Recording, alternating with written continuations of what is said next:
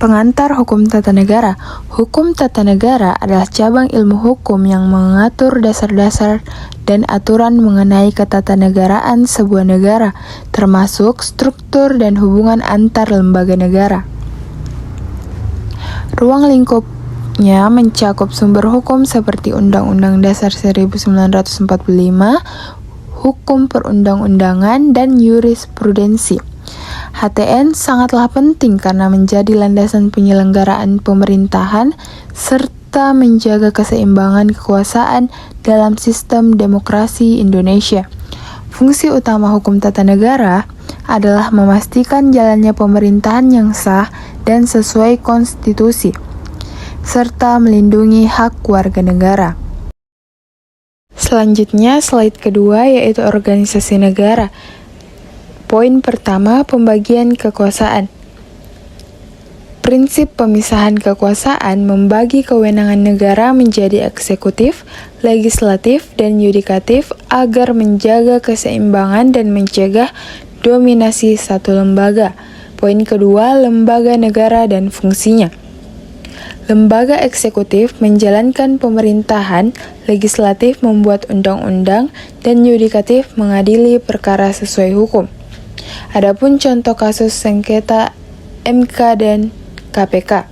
Kasus sengketa kewenangan antara Mahkamah Konstitusi dan Komisi Pemberantasan Korupsi menjadi contoh penting konflik antar lembaga negara yang berdampak pada sistem hukum dan politik Indonesia. Bentuk negara dan pemerintahan. Bentuk negara. Indonesia menganut negara kesatuan, berbeda dengan bentuk serikat yang membagi kedaulatan secara federal. Kesatuan menegaskan otoritas pusat tetap dominan. Sistem pemerintahan. Sistem presidensial di Indonesia memiliki ciri pemisah jelas antara eksekutif dan legislatif, berbeda dengan sistem parlementer di mana pemerintahan bergantung pada legislatif. Setelah amandemen Undang-Undang Dasar 1945, sistem presidensial diperkuat dengan pengaturan checks and balance yang lebih matang.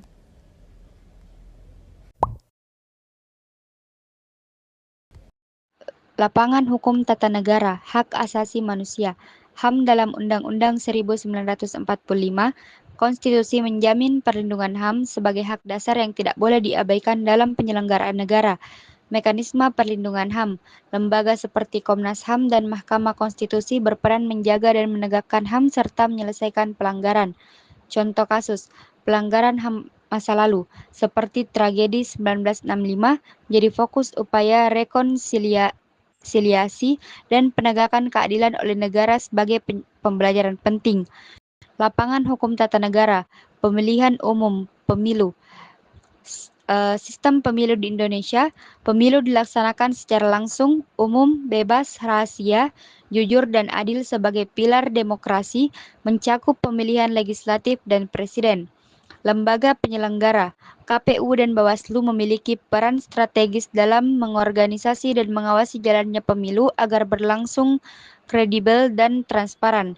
Contoh kasus, sengketa hasil pemilu yang diajukan ke Mahkamah Konstitusi harap menjadi ujian kualitas penegakan hukum dan demokrasi di Indonesia.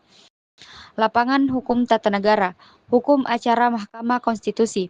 Yang pertama, kewenangan MK. MK memiliki kewenangan untuk menguji undang-undang terhadap undang-undang, menyelesaikan sengketa antar lembaga negara, dan lainnya sebagai penjaga konstitusi. Yang kedua, proses beracara di MK. Permohonan diajukan secara tertulis, kemudian proses pemeriksaan dan sidang dilakukan secara publik dan transparan. Yang ketiga, contoh kasus, pengujian UU KPK di MK menjadi sorotan penting karena menyangkut kepentingan pemberantasan korupsi dan konstitusionalitas hukum. Lapangan hukum tata negara, desentralisasi, dan otonomi daerah terbagi menjadi dua, yaitu prinsip desentralisasi. Pemerintahan daerah memiliki kewenangan tertentu untuk mengatur dan mengurus urusan rumah tangganya sesuai prinsip otonomi. Yang kedua, kewenangan pemerintahan pusat. Pemerintahan pusat mengatur urusan yang bersifat nasional dan strategis, memastikan kesatuan dan stabilitas negara.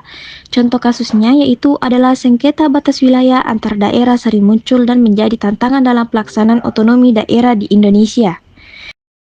Yang kedua, lapangan hukum tata negara, partai politik dan sistem kepartaian. Peran partai politik. Partai politik berperan mengartikulasikan kepentingan masyarakat, mencalonkan kader, dan mengawasi jalannya pemerintahan dalam sistem demokrasi.